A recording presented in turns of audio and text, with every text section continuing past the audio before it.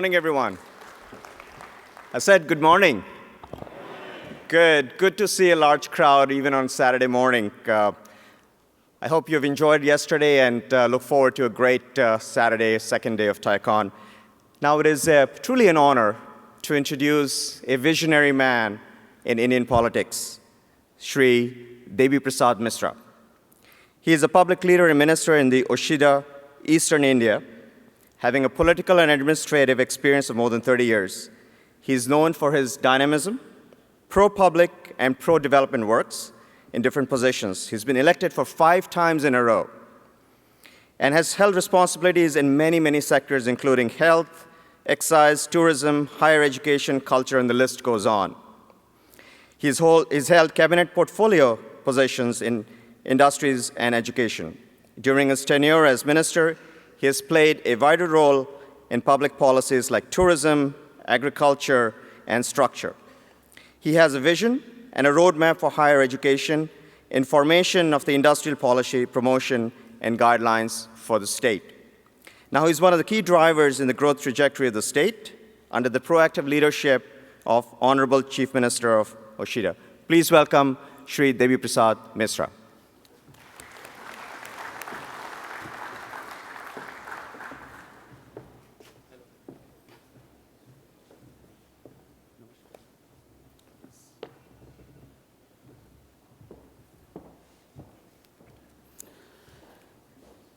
Good morning to everybody. Mr. Gupta, Mr. Ram Reddy, right from Mr. Bang Shukla and the team of TI Silicon Valley, and the distinguished participants in this global conference, in which, as told by Manish, around 3,000 entrepreneurs and policymakers, totally around 4,400 people are participating in this grand event, and this is being done by TI for the 23rd consecutive years. And we are very glad to be here. I am extremely privileged to be here to have some words with you. And today, I come from Orissa. This is one of the, you can say, developed state and keen for development in the eastern side of India. And we are in the growth trajectory and totally in the participation. And we have had a relationship with TI, Silicon Valley. And today, the globe is changing. Yes, the ancient thinker, Heraclitus, said that one thing is constant, that is change.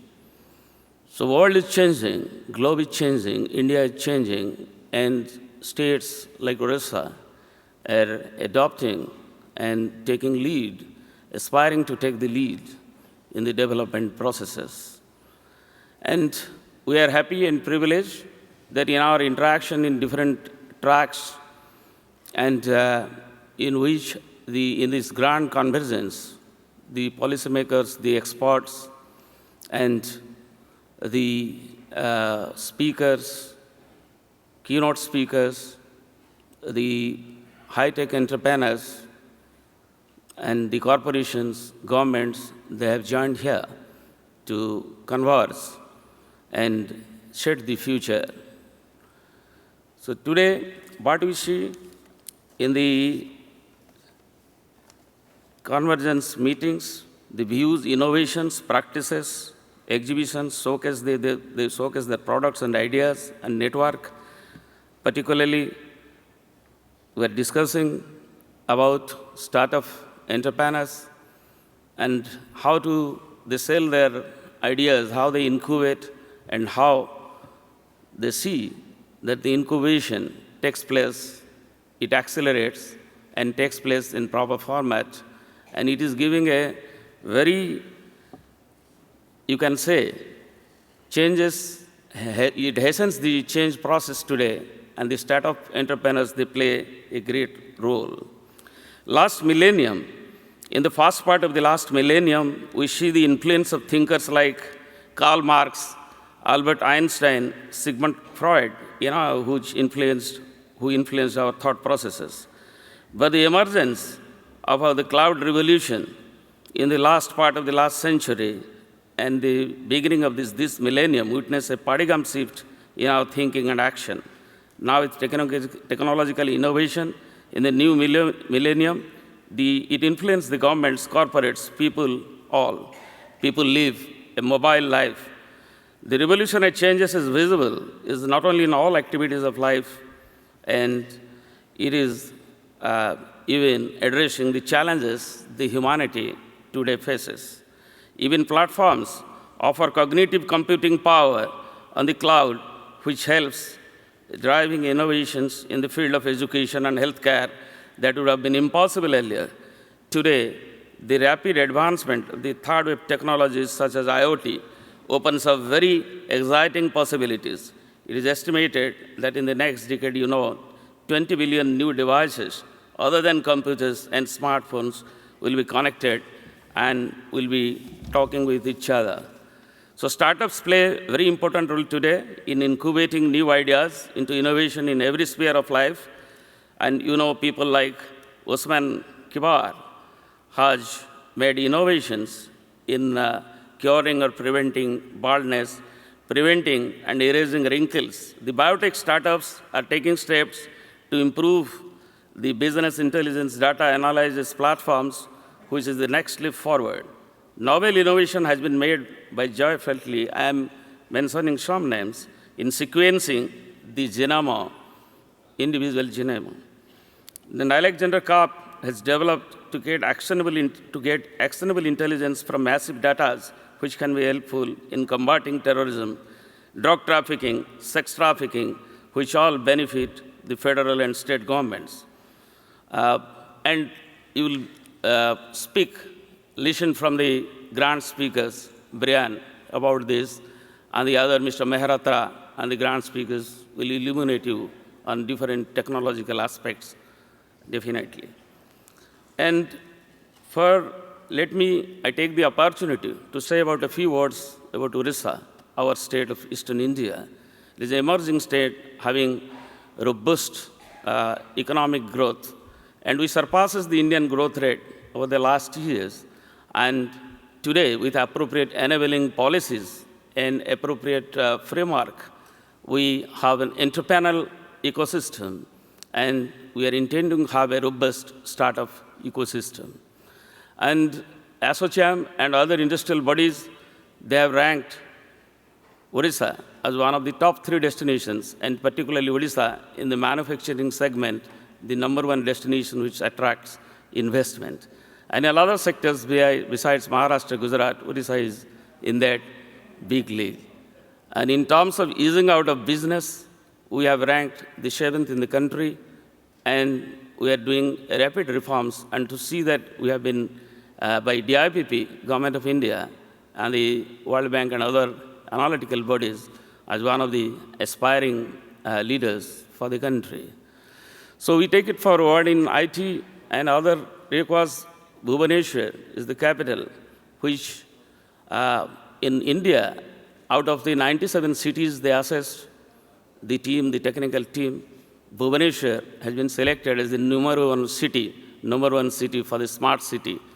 And with these, and with a lot of policy frameworks creating enabling environment, we are very eager and vigorous in implementing policies and to attract investment. Even Taiwanese companies, the other day, 2 months before, we visited our team, Orissa, visited Israel, and we started the ecosystem, startup ecosystem, discussed with Mr. Magalith, and see the Jerusalem thing. And here also in Silicon Valley, in the last 2 days, we have started the ecosystem for the startups. And how to enable them, we discussed with experts, and even Stanford experts, Stanford Accelerator, and other people around to see that with enabling proper environment, how we can leap forward. And definitely the Tycoon Convergence is a great platform, good platform, to see that to do more network. And we promise from this part of the country, India, Eastern India, Orissa, that investors are welcome. And we have built up that ecosystem. And any investor and like-minded and even the high technocrat entrepreneurs are welcome to the state of Orissa. I invite you all, those who are eager, you can visit our shop here and you can interact with us and see that the Orissa, the emerging state of Eastern India, the gateway of Asian region, you can make collaboration, partnership with the people who are interested. Thank you very much for in the TICON conference, and I would again reiterate our commitment to do the needful and to create a further conducive ecosystem, robust ecosystem to take up the causes. And Silicon Valley as the epicenter of startups are the IT revolution, net revolution, high technology revolution in the globe. It can remain as the epicenter and have satellite centers in different countries and different places like Odisha. We have tied up with it, and with proper association, even with the hardware manufacturers and the other manufacturers, the software manufacturers, the big guys, the small innovative guys, all can be together and can be networked. And with government facilitation, we can see this part of the globe in Eastern India, a real development of high technology, which will benefit the common denizen of the globe, of not only the developed countries, the developing countries, addressing the social sector issues, addressing the issues. While we are intending to utilize our human resources, the challenges are manifold, and we are creating jobs. At the same time, we shouldn't destruct jobs. So we have to make the equivalence.